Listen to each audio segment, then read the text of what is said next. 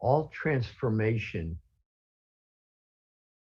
of individuals is preceded by some kind of crisis,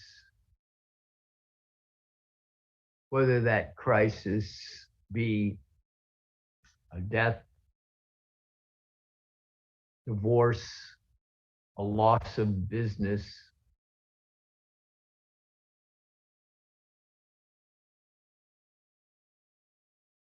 moving to a new location, losing your job, whatever it might be. All transformation is preceded by some kind of change. But not all change leads to transformation.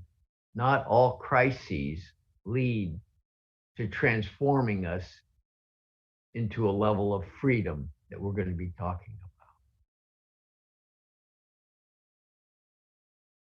Many people, when they face a crisis, what do most of us do? Or most people within the what I call the third dimensional egoic model.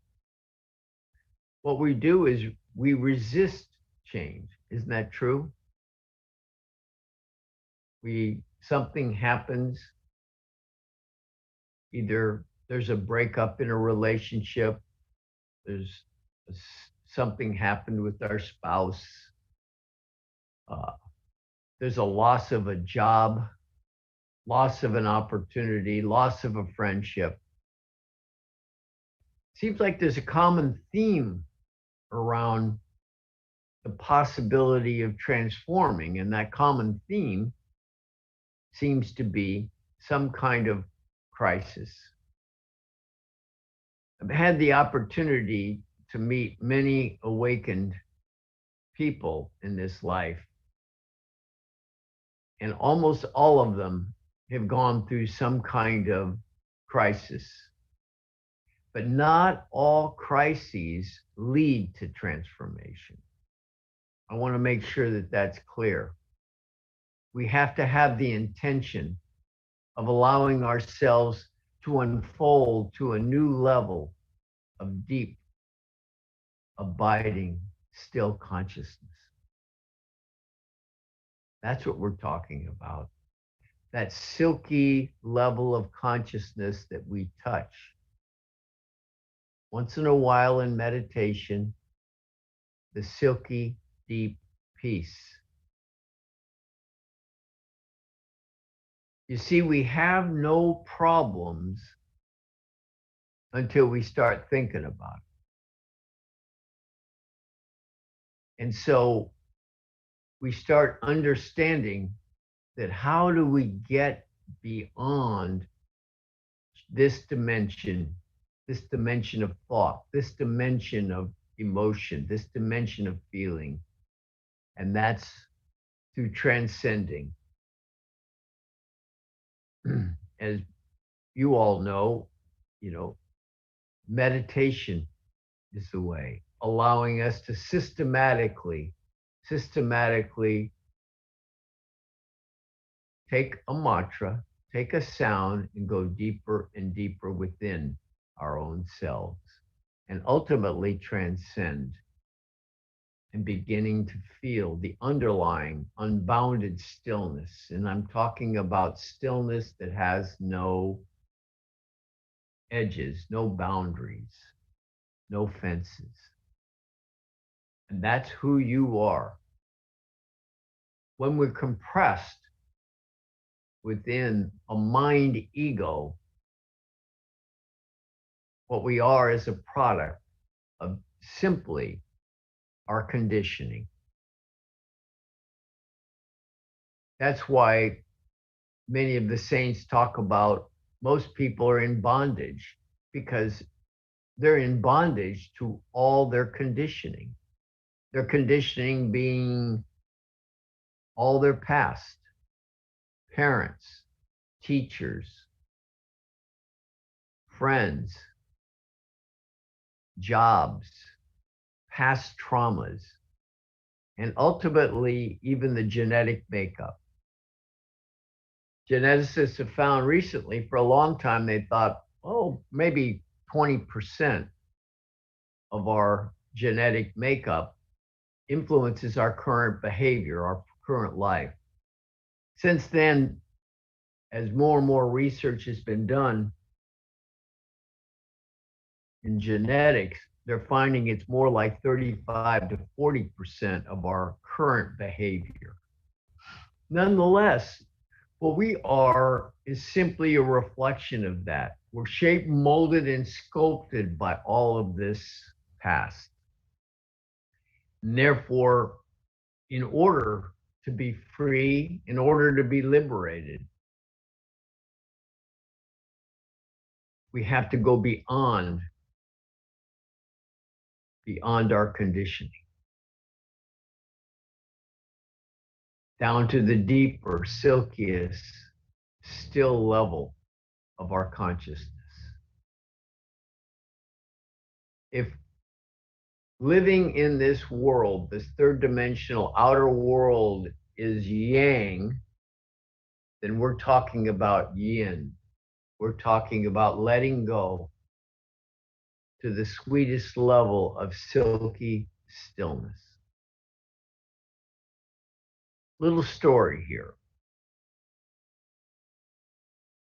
And this is 3 stages that Jesus went through on the cross.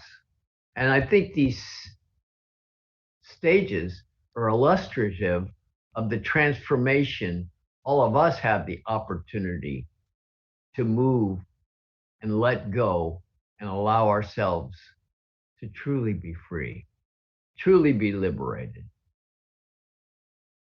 Number 1, if you recall, Jesus on the cross in extraordinary pain, if any of us could ever imagine the kind of pain, nails going through the hands on a cross. Jesus is talking out, yelling out in anguish and in pain, God, why have you forsaken me? Why have you forsaken me?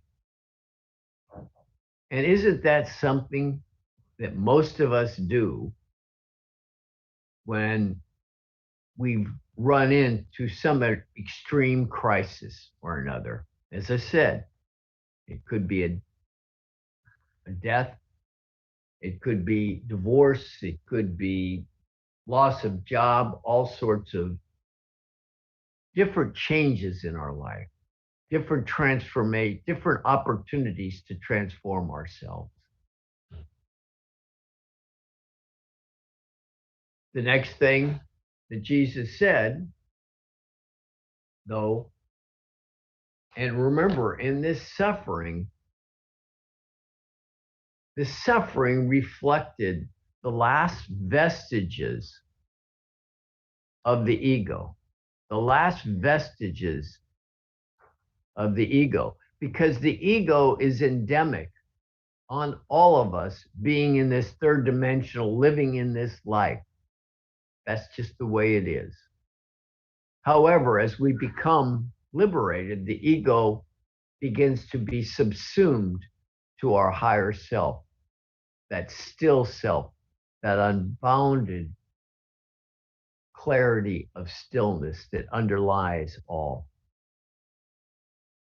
When we're making decisions, when we're speaking, we fall back to that simple state of awareness, that boundless state. From that state of pure awareness, the most optimum thing can come out. I know in my own life, having gone through various sufferings, understanding, resisting. I sometimes tell people that, I feel like I left claw marks on the past. And at the same time, I allowed it to be there. I began to come to a level of acceptance of this. Those that come to that level of acceptance have the opportunity to transform. Those that resist what is in this situation suffer. And they may suffer for an hour, a minute, an hour, a day, a week, a month, a year, or in many years in some cases. That's what we do. We find our way of resisting life as it is. And let's just say, for illustrative purposes, that there was some resistance here. Why have you forsaken me? Now, what's the very next thing that Jesus said? Forgive them, for they know not what they do. Forgive, giving forth, for they know not what they do. I want you to feel that in the body for a moment. Giving forth, giving. Letting go, in other words, in that moment. Letting go. And what are we letting go to? What was Jesus letting go to?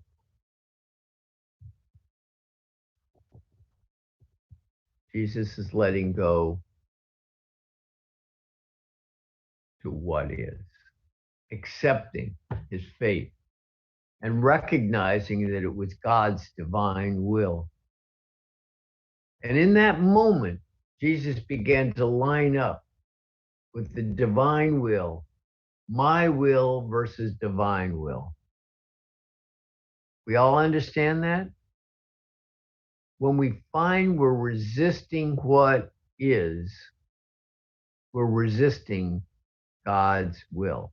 Now, does it mean when we resist what is that we're always in the wrong, or we might need to make an adjustment? No, we accept it as it is, as an example, and we try something else, or we approach it differently until we hit the target. The word sin is a loaded word, particularly in the Western world and in pretty much all cultures. And the sin simply means the archer who has just missed the mark with his arrow. So we just miss our mark. And when we accept, I missed it that time, I accept it. There's no, guilt or anything coming back that way. We accept. It's all a process of acceptance. And in that acceptance, in that yin, we allow it to be that way. And so what we do is, instead of holding a grudge, holding any kind of enmity, hatred, bad feelings, judgment toward those people who have executed him, Jesus, forgive them, for they know not what they do. And what he really meant was, each of these people function out of a condition, a sense of conditioning.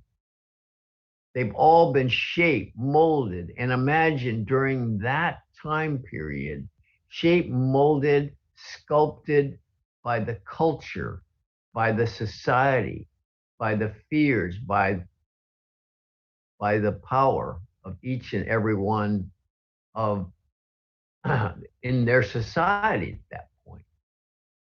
And Jesus represented a threat,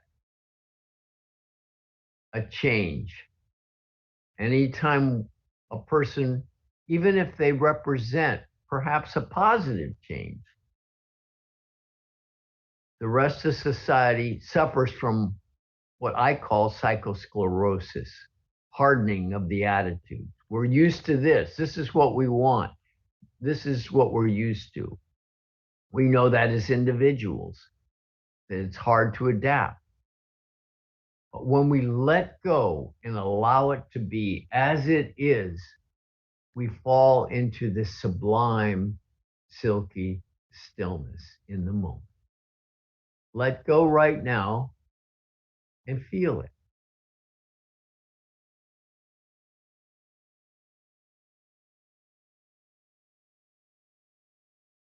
When we're out of our heads and we relax the body, allowing ourselves to fall into the deliciousness of our own hearts. Ah.